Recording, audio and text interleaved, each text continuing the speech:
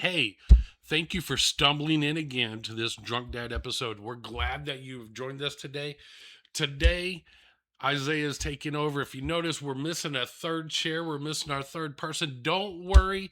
He is in the trunk of the car of the next door neighbors. He couldn't fit in my trunk, so I put him in the neighbor's trunk. Dead body's got to disappear pretty soon. And with it being summertime and so hot, we got to get rid of that body really, really fast. Speaking of which, with the heat, the topic of today that we're going to be discussing really is the land down under, Australia. This guy lived in Australia for a few years. I've grown to love and study it because of his interest in the things that he's talked about. So I lived there for about 4 years and had a great time. Met some great people. Have some great friends. I wish I'd stayed in contact with them a lot more, but yeah. Oh, baby, I've been driving for like 14 hours. I ain't got time to work on that. I've been driving for like 14 hours. Hey, I'll call you back. The lights aren't working. Oh yeah.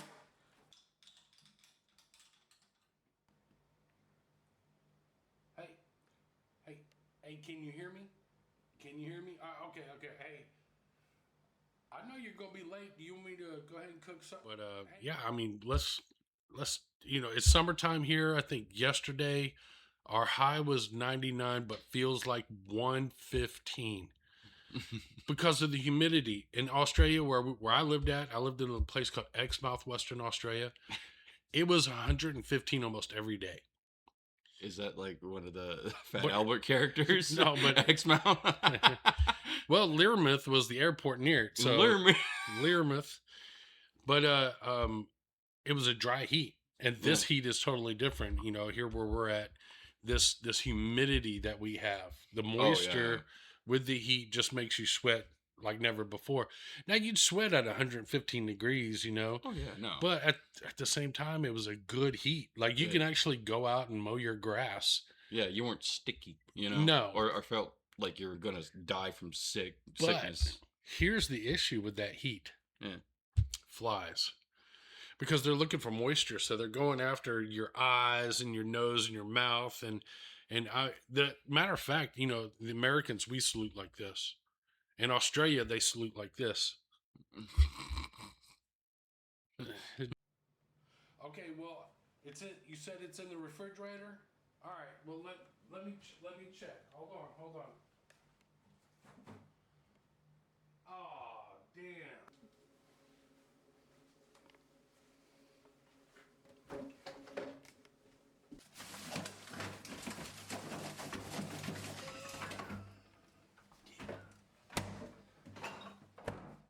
Just trying to get rid of flies. Oh yeah, you know? yeah.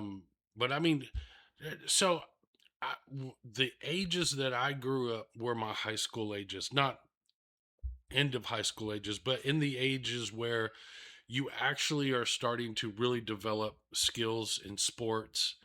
You really gonna find out like where your level is at in your life around, 13, 14, 15, round in that area. And here I was, the sports that were brought to me were all Australian sports.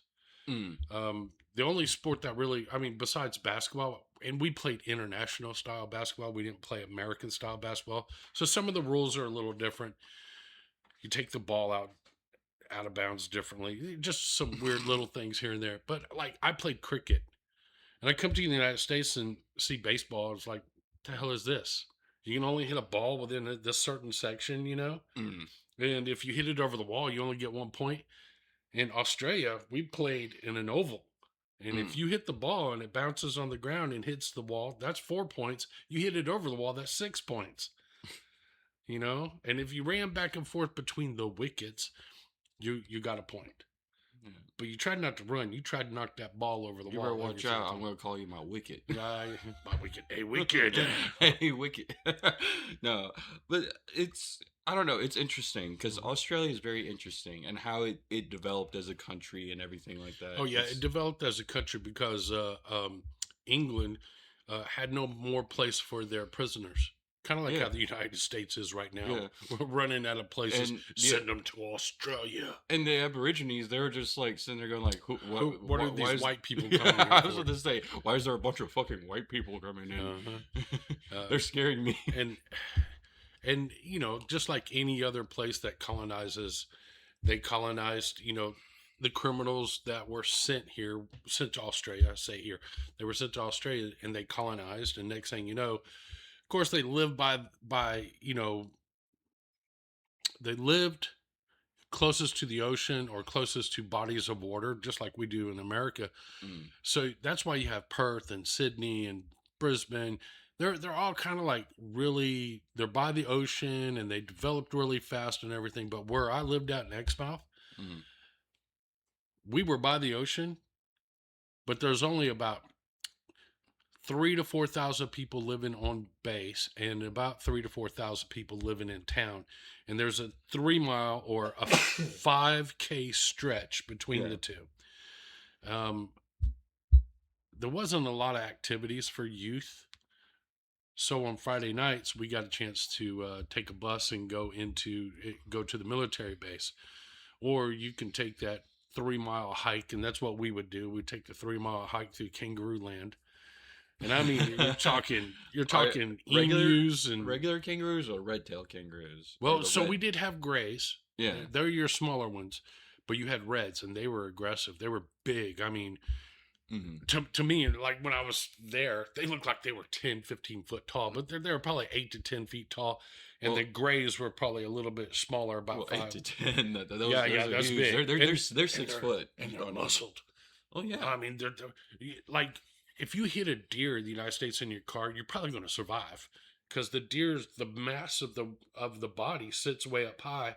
You hit it, it's going to roll over your hood because of the mass of the body of a kangaroo is low to the ground. Mm. When you hit it, it's like hitting a dead stump, And and they'll walk away, and they're like, yeah, so "God damn it! You just gave me a Charlie horse." yeah, so it's like we had kangaroo bars on all of our vehicles. Like Mm, every vehicle you saw had roo bars on the front, mm, and you had to have them to survive. yeah. Because if you're driving in your car and you hit a kangaroo, you're not, and you don't have roo bars, you are not going to live. I'm dead serious, dead serious. You're probably gonna, if you walk away, it's because somebody's hauling you away. I think one of my favorite things that I recently discovered with you is like I was sitting there going like, because like my buddy was talking about Vegemite and all this, and Oh, we were, nasty. and then I asked you, I was like, "Have you ever tried Vegemite?" And you're Yeah, like, "It was nasty as shit. I never had it." And we we looked up what is Vegemite. It's dried vegetable yeah, beet. It's like dried beets, yeah. and it's crushed and it's nasty sounding. They'll put it on buttered toast You're and supposed to put eat a it. thin layer Yeah, of Vegemite on anything, yeah, and and some people were even like putting in their milk and mixing it up like it was ew, yeah, chocolate milk. But no, that's not chocolate milk. That's Vegemite. It was nasty. But there's a lot of things that I miss. Is yeah. their meat pies. Oh yeah. Uh, I, I I always wondered, like when you got ketchup at a restaurant, Mm. why it came to a pointy tip. I believe it's all because of meat pies. Because you take that pointy tip and you stick it down in that meat pie and you squeeze that ketchup inside there. Oh my God, that was the most brilliant thing. Oh, and at lunchtime, I'd always buy two meat pies and a soda or whatever drink. Oh, the drink. Some of the sodas that they had in Australia will never compare. I mean, they were just simply some of the best drinks you've ever had in your well, entire life. well, I think it's because like they only can do only certain flavors. Oh, this It's one, like specific one flavor. I cannot remember the name of, but it was a yellow can because it was a lemon drink. And one time I bought a case that lasted me like 3 days. It was so good. I mean, one drink after the next. It didn't have a lot of soda and it didn't have a ton of sugar. It was like the perfect carbonated lemonade in a can. It was so good. That's interesting. It was so good. And our houses that we lived in were made by the military for the military to live in town. Our houses were made out of cinder block with these big, huge metal doors that cover your windows. And there's a concrete slab roofing that was like 6 inches, 6 to 8 inches thick, and it went over the It whole was a entire heavy thing. ass house. Yeah, because and the reason why is because of cyclones. Yeah. We have hurricanes here because they're on the other side of the border. Well, it's also It's a a cyclone. military base. They don't want Yeah, they don't want their soldiers running no, away. no, no. We're gonna lock them in. Yeah. Ugh. We're the But government. We want our soldiers to never fly away. We make them fly away. so a normal day for me, I'd get up in the morning. I would walk out my back door because the school was like 2 blocks behind me, and I'd walk out my back door. I'd meet up with my friend Travis and Sean, and we'd all walk together to get to school. It was just a simple little walk there, and we had 8 classes. So the way that they did classes was you would start your Monday off. It'd probably be like English, math, science, social studies. You would have your majors, and then you'd have one basic. And the very next day, a new class was put on the day, and all those got moved to the next hour. So your first hour on day 2 probably was like PE, and then it was English, math, science, social Oh, studies. so they rotate Yeah, they out. rotated, and then on Friday, your Mm. first 4 hours was an elective class, and some of those elective classes were like golf, Yeah. windsurfing, surfing. Um, I did journalism. I did surfing. I tried the windsurfing. I hated windsurfing. Um, and photography, and the last one I did debate class, Yeah. and I loved debate class. It was so much fun. Well, so since you were in Australia, what I learned is like all the crazy and weird animals and like crazy shit that happens. The Jesus lizard, Jesus lizard, yeah, the frilled neck lizard. yeah. Well, I don't know if we can mention what we were talking about the frilled Yeah, neck yeah. lizard because But you said they're annoying little shits. oh yeah, they are. They are. They think they are bigger than what they actually are. They're only standing, probably 9 inches tall. They're not. I mean, they're like bearded dragons. Yeah, in a yeah.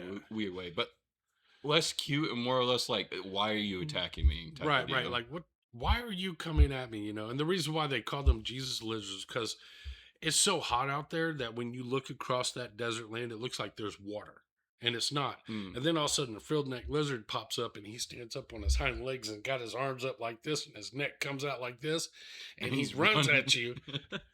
I cannot tell you what happened next, but he would run at you, and of course it kind of scare you, but they can't do nothing. They couldn't bite you. I think a really good drunk dad episode would be you playing Fallout New Vegas because it's basically Australia. The frilled neck lizards. Well, coming to get you. there's geckos that run at you and you shoot them Okay. like because they're huge geckos and you're like, well, little shit, and just pull out a gun and just pop them. So they had this other lizard that was really cool. It was called the horny toad lizard, and you would think horny toad, drunk dad.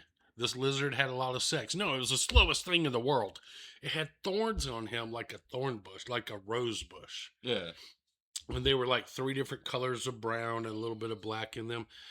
But my friend, Ishmael, oh my God, he was so fun. Both of his parents were teachers. Well, he would cut the bottom out of a bucket and go catch him a horny toad lizard, and he would find an ant mound. Mm. And he would put the horny toad lizard in there and mix up the ants, and that horny toad lizard would just sit there and let the ants bite him while he'd get that tongue, just eating ants left Just and right. lazy. Oh, He's just yeah, like, I got a free meal. the slowest, laziest lizard you ever It's saw. like dropping a high school football coach in a tub of ice cream. Yeah, basically. it was just it was slower than molasses, but it was great. The swimming out in the ocean, man, I learned how to snorkel there. I learned how to do a little bit of diving. So yeah, you didn't get to see like a lot of like dangerous like creatures that I've learned about in Australia. All right, so my dad was bit by what we call a wolf spider, and they were very dangerous. There's a ton of fucking things in Australia Yeah, are but terrifying. And so I'm surprised he didn't get bit by anything more no, worse. no. I mean, I never saw snakes. I mean, I played out in the bush all the time. I never Yeah. saw snakes or the most dangerous thing to me was emus. Oh yeah, no. The so I don't know if a lot of people know about emus, but what I know, the emu mother and emu father, that's it. They're married for life. Yeah. When the emu mother has her egg, after she lays the egg, she gets up and leaves, and daddy goes and sits on the egg. And he will hatch the egg. He will take care of the chicks for at least up to a year. Yeah. While mom goes off and does her thing. I don't know what she's doing, but she goes off and does She's her thing. shopping the entire time. Probably. Well, I'll tell you about shopping here in just a sec. And so like me and two other guys, we all chipped in and without my parents know. So don't tell my parents this, mom. If you're watching, you need to turn off. We went and bought a motorcycle, a dirt bike.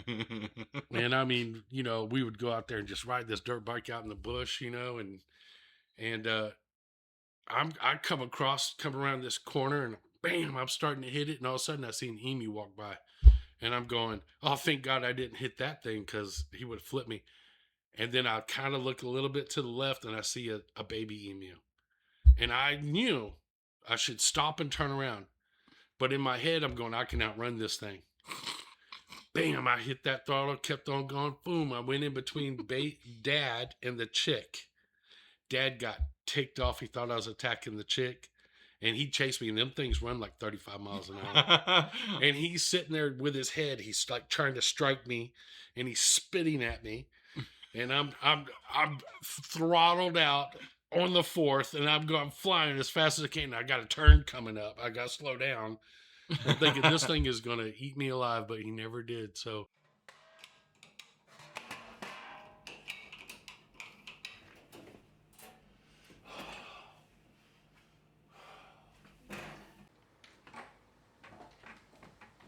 Dad? Dad? Dad? Are you dying in there? Oh, shit. Dad.